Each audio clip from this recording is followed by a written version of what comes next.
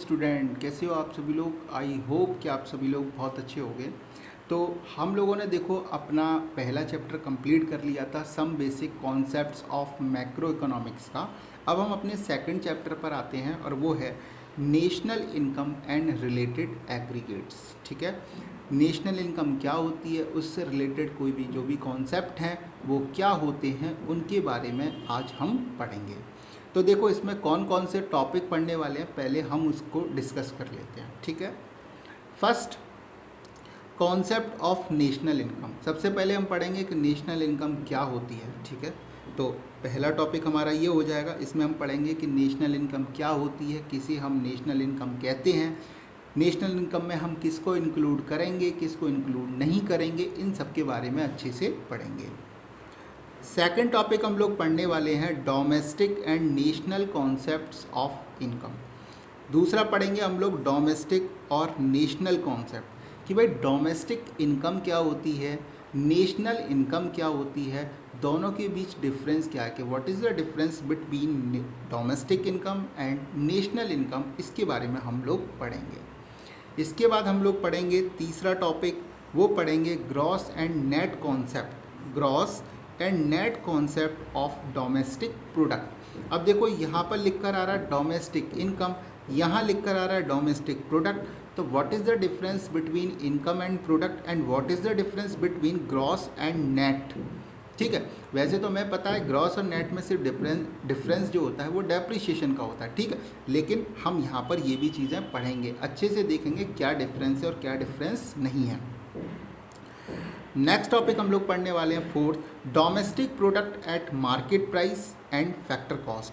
मतलब हमें domestic product के बारे में पढ़ना है मार्केट प्राइस पर और फैक्टर कॉस्ट पर, उसे भी हम लोग देखेंगे। फिफ्थ में हम लोग देखेंगे aggregate related to national income. National income को जब हम निकालते हैं तो उसके साथ में बहुत सारी टर्मिनोलॉजी को हम पढ़ते हैं, लाइक GDP-MP यानी कि gross domestic product at market price, MP का मतलब होता है market price, NDP net domestic product at market price, GDP का मतलब होता है gross domestic product at factor cost, NDP net domestic product at factor cost, इनके बारे में पढ़ेंगे।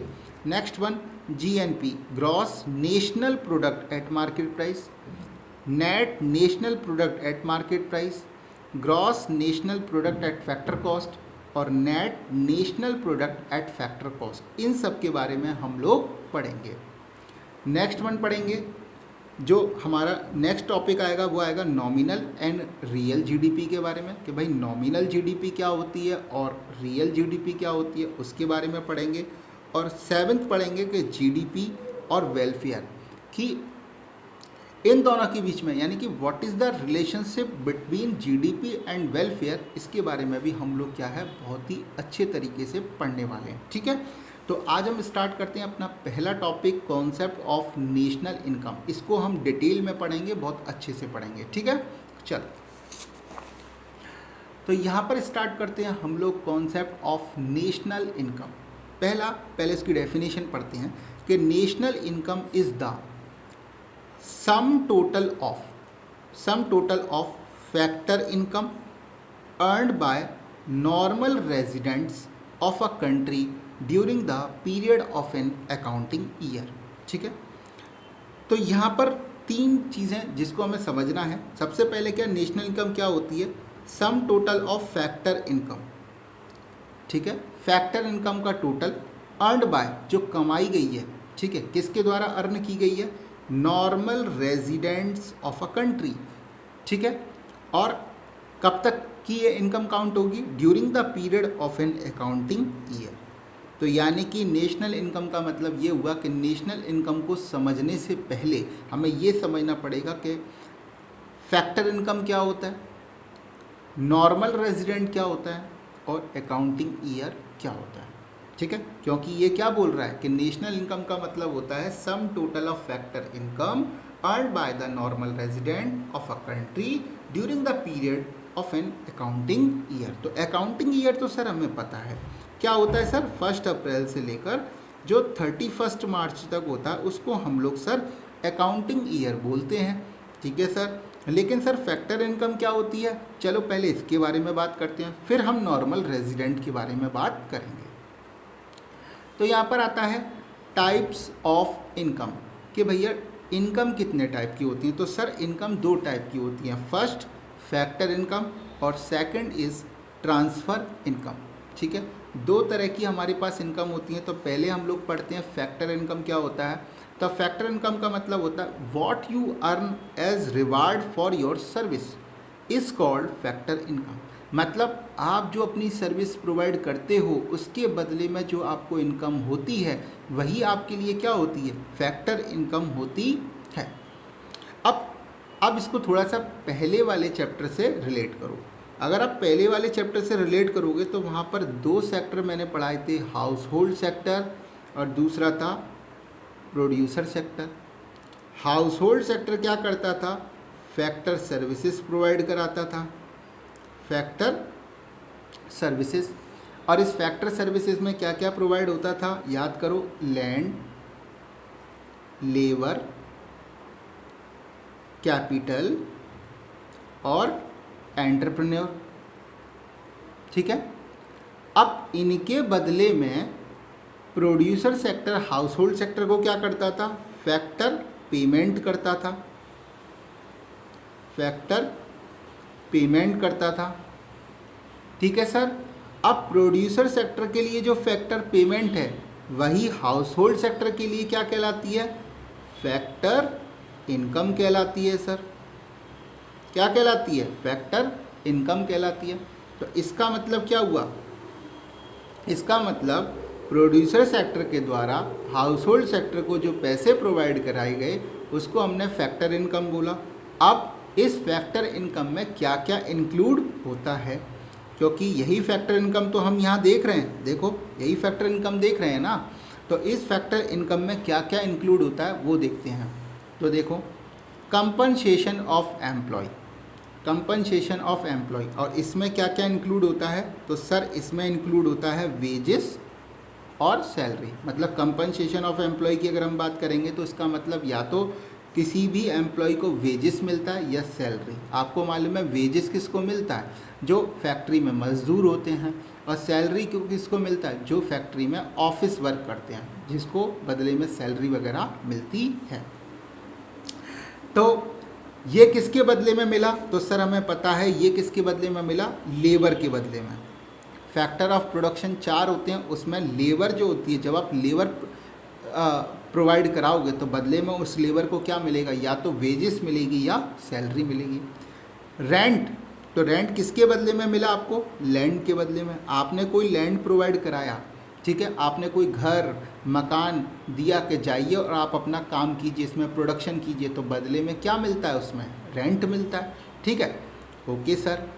इंटरेस्ट, तो इंटरेस्ट किसके बदले में मिली, कैपिटल के बदले में। भाई किसी ने कोई फैक्ट्री स्टार्ट की तो उस फैक्ट्री को स्टार्ट करने में आपसे उसने पैसे उधार लिए, तो पैसे उधार लेगा तो बदले में क्या आपको उसकी इंटरेस्ट नहीं देगा, यस सर बिल्कुल देगा इंटरेस्ट। तो क्या हुआ, कैपिटल के बदले में आपको क्या मिल गया, इंटरेस्ट मिल गया। ठीक है, प्रॉफिट किसके बदले में मिला, तो सर एंटरप्रेन्योर के बदले में। मतलब एंटरप्रेन्योर का मतलब क्या होता है, आपके काम करने का जो स्किल है, मतलब बिजनेस को चलाने के लिए जो स्किल्स चाहिए होती है। एंटरप्रेन्योर का मतलब क्या होता है, जो बिजनेस चलाता है। ठीक है, तो वो क्या करते हैं, जो लोगों पर बिजनेस भी चलाना नहीं आता तो वो क्या करते हैं, लोगों को हायर कर लेते हैं। ठीक है, कि आप हमारे बिजनेस को रन कीजिए और बदले में हम आपको क्या देंगे, प्रॉफिट का एक पार्ट देंगे। या कुछ लोग होते हैं जो खुद ही बिजनेस चलाते हैं। तो भाई क्या होता है, जो एंटरप्रेन्योर होता है वो क्या करता है, अपने पास प्रॉफिट रखता है। ठीक है, क्योंकि वो क्या होता है, उस बिजनेस का मालिक होता है। तो यहाँ पर समझ में आ गया कि 4 फैक्टर थे और 4 फैक्टर के बदले में हमें क्या मिली, 4 इनकम मिली।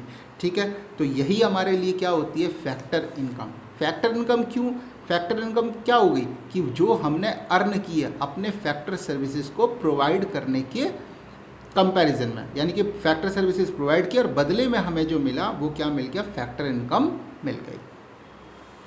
ओके सर, एक इनकम और होती है ट्रांसफ़र इनकम। ये क्या होती है, an income which receive as a help, charity और donation is called transfer income.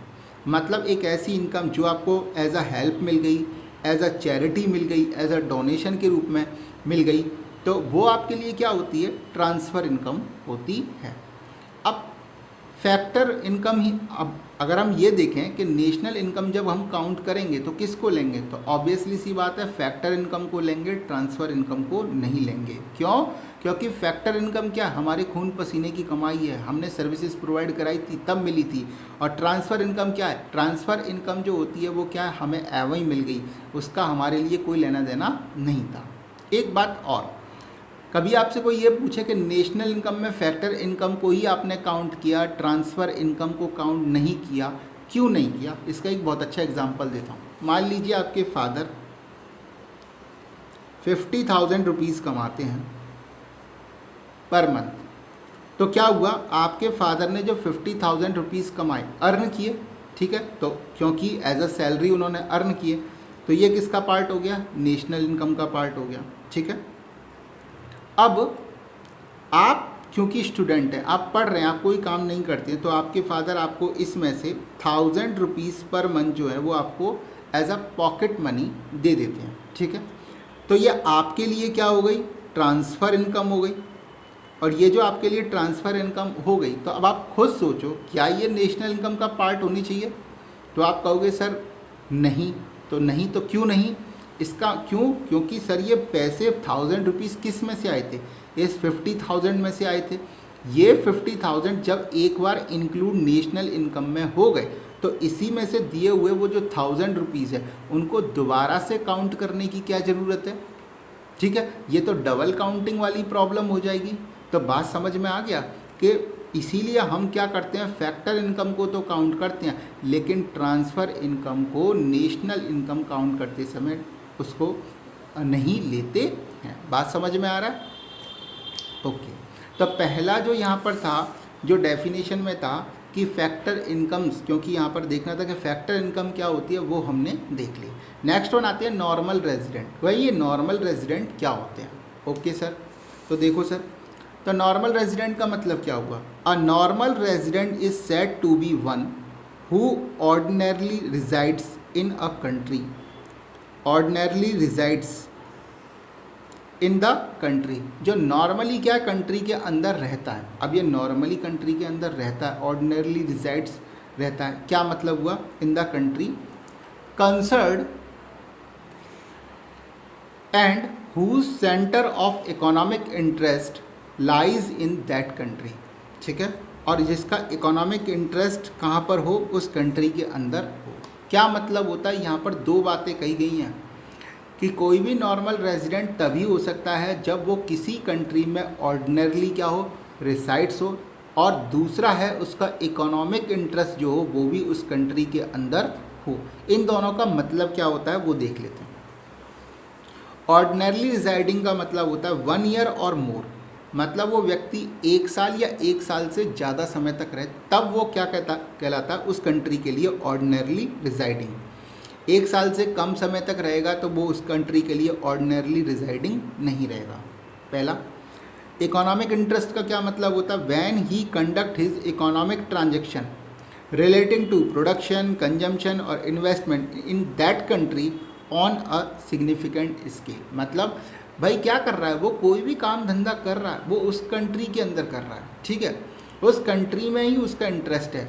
ये अलग बात है कि वो उस कंट्री से काम किसी दूसरी कंट्री में, बाहर की किसी कंट्री के साथ काम करे, लेकिन नॉर्मली वो व्यक्ति का वहीं रहता है, वहीं सारा उसका कारोबार जमाया है, और वहीं उसी जगह से वो कारोबार किसी अन्य कंट्री में भी करता है तो भी कोई दिक्कत नहीं है, लेकिन मेनली उसका जो कारोबार है वो कारोबार क्या है, उसी कंट्री से में रहकर कर रहा है, ठीक है ना।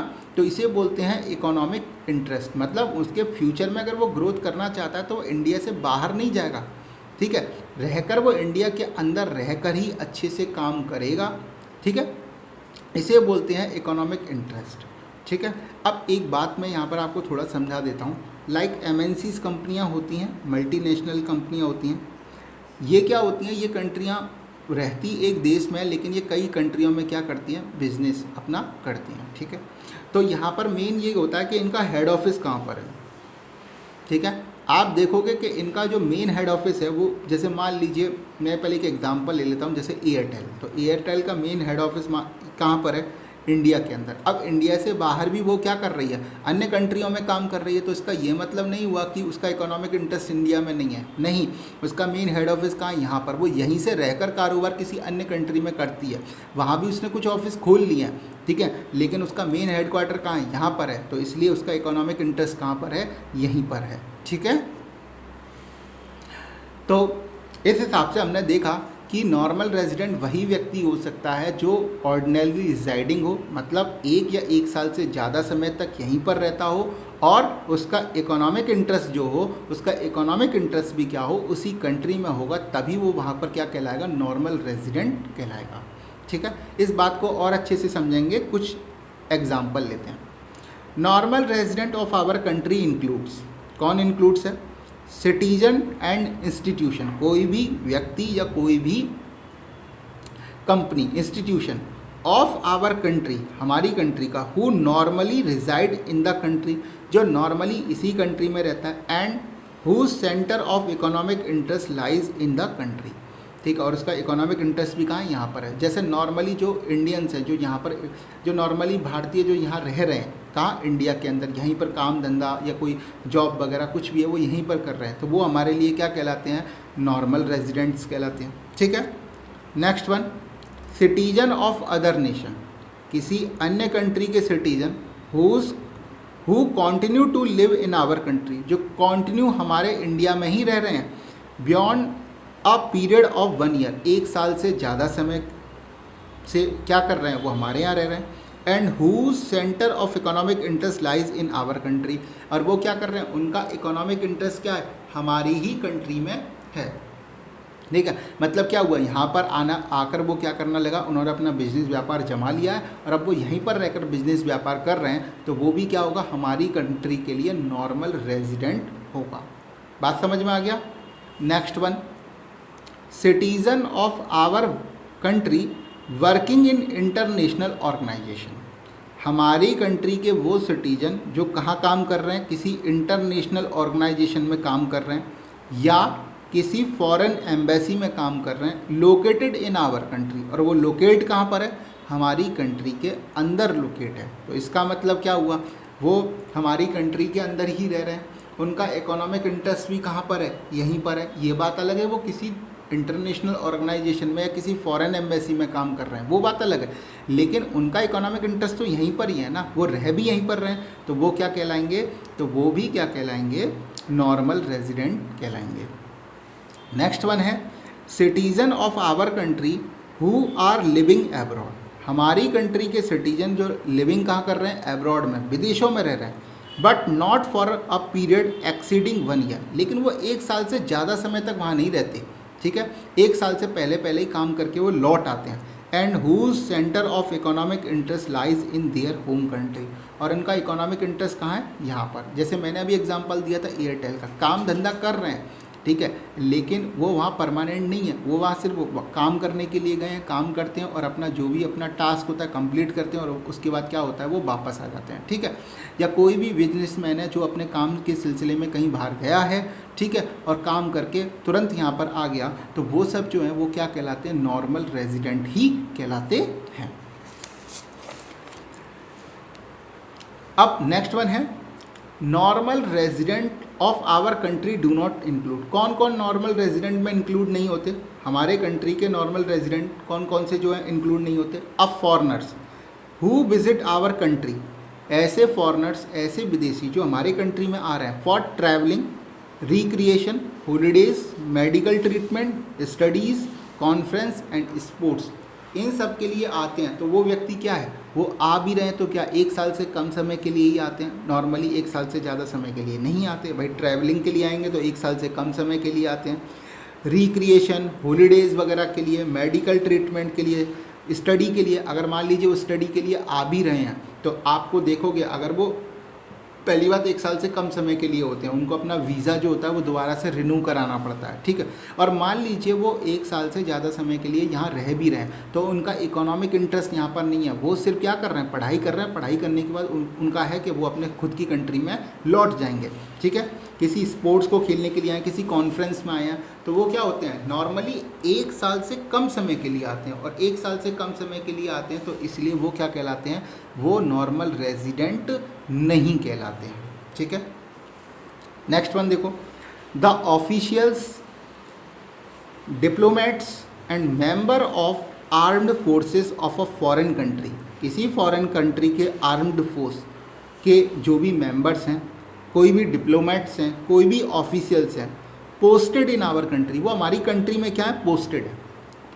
अब हमारी कंट्री में आके वो रह रहे हैं, ठीक है, 1 साल से ज़्यादा समय तक भी रह सकते हैं, ठीक है। आपको पता है जो उनकी जो फॉरेन एम्बेसी होती है उसके अंदर उन्हीं की कंट्री के लोग काम करते हैं जो 1-1 साल से ज़्यादा समय तक रहते हैं। तो क्या वो नॉर्मल रेजिडेंट हो जाएंगे? नहीं, क्योंकि नॉर्मल रेजिडेंट होने के लिए हमें क्या चाहिए कि पहला तो वो क्या हो, 1 साल तक रहें, ठीक है, 1 साल या 1 साल से ज़्यादा समय तक रहें, प्लस उनका इकोनॉमिक इंटरेस्ट भी होना चाहिए। लेकिन इन केस में देखोगे उनका इकोनॉमिक इंटरेस्ट नहीं है, वो सिर्फ अपने कंट्री के लिए यहाँ पर आकर काम कर रहे हैं, तो इसीलिए वो क्या कहलाएंगे, नॉर्मल रेजिडेंट नहीं कहलाएंगे। International organisation located in our country, जितनी भी ऑर्गेनाइजेशंस हैं जो हमारी कंट्री में हैं वो भी नॉर्मल रेजिडेंट नहीं कहलाती हैं। क्यों नहीं कहलाती हैं? क्योंकि उनका इकोनॉमिक इंटरेस्ट हमारी कंट्री में नहीं होता है, उनका इकोनॉमिक इंटरेस्ट अपनी कंट्री के लिए होता है। सिर्फ उनके ऑफिसेज यहाँ खुले हुए हैं, इसका ये मतलब नहीं हो गया कि वो हमारी कंट्री में ही आकर बस गए, नहीं, उनका इकोनॉमिक इंटरेस्ट अपने देश में है, इसीलिए वो भी क्या होते हैं, नॉर्मल रेजिडेंट नहीं होते हैं।